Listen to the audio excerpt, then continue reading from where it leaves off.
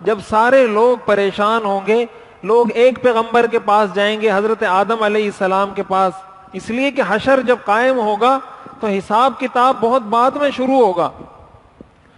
اور حدیث شریف میں آتا ہے کہ وہ وقت اتنا سخت ہوگا کہ کافر یہ کہیں گے کہ ہمیں اگر جہنم میں بھیجنا ہے جہنم میں بھیج دیں، لیکن یہ جو مشکل گھڑی ہے یہ ہم سے نہیں گزرتی.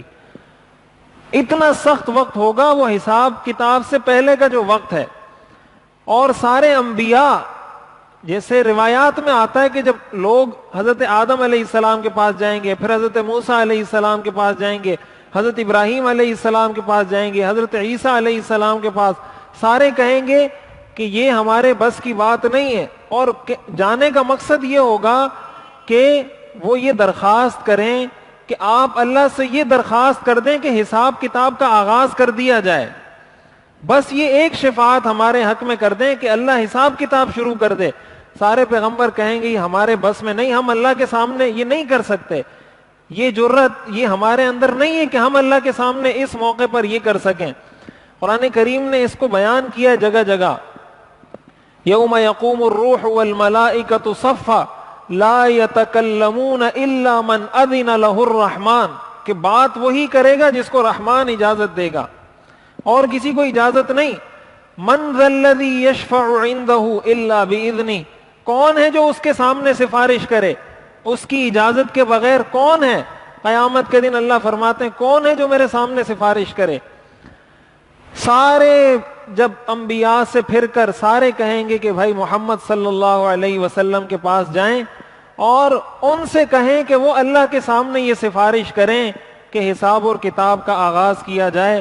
جب سارے لوگ حضور علیہ الصلاۃ والسلام کے پاس آئیں گے، آپ نے فرمایا میں سجدے میں گر جاؤں گا اور اللہ کی ایسی تعریف میں اس وقت بیان کروں گا جیسی تعریف نہ مجھ سے پہلے کسی نے بیان کی نہ میرے بعد کسی نے بیان کی. اور اللہ کی تعریف کرتے کرتے کرتے اللہ تعالیٰ فرمائیں گے ارفع رأسک یا محمد سل تعطا اشفع تشفع، کہ اے محمد اپنا سر اٹھائیے، آپ مانگیے آپ کو عطا کیا جائے گا، آپ سفارش کیجئے آپ کی سفارش کو قبول کیا جائے گا. پھر حضور علیہ الصلاۃ والسلام سفارش کریں گے، شفاعت کریں گے، اور اس کے بعد حساب کتاب کا آغاز ہوگا. اور اس وقت بھی حضور علیہ الصلاۃ والسلام کی زبان پر جو جملہ ہوگا، سارے لوگ نفسی نفسی کی صدا لگائیں گے. حضور علیہ الصلاۃ والسلام امتی امتی کی صدا اس وقت بھی لگائیں گے کہ یا اللہ میری امت کو بخش دے، میری امت پر رحم فرما، میری امت کو جہنم سے بچا. قرآن کریم کی آیات جب نازل ہوئی وَلَسَوْفَ يُعْطِيكَ رَبُّكَ فَتَرْضَىٰ، کہ تیرا رب تجھے اتنا عطا کرے گا کہ تو راضی ہو جائے گا. حضور علیہ الصلاۃ والسلام نے فرمایا میں اس وقت تک اللہ سے راضی نہیں ہوں گا جب تک میرا ادنا درجے کا امتی بھی جہنم سے نکل کر جنت میں نہ چلا جائے، میں اللہ سے راضی نہیں ہوں گا. اور یہ اللہ کا مجھ سے وعدہ ہے کہ میں تجھے اتنا عطا کروں گا کہ تیرے کو راضی کر دوں گا.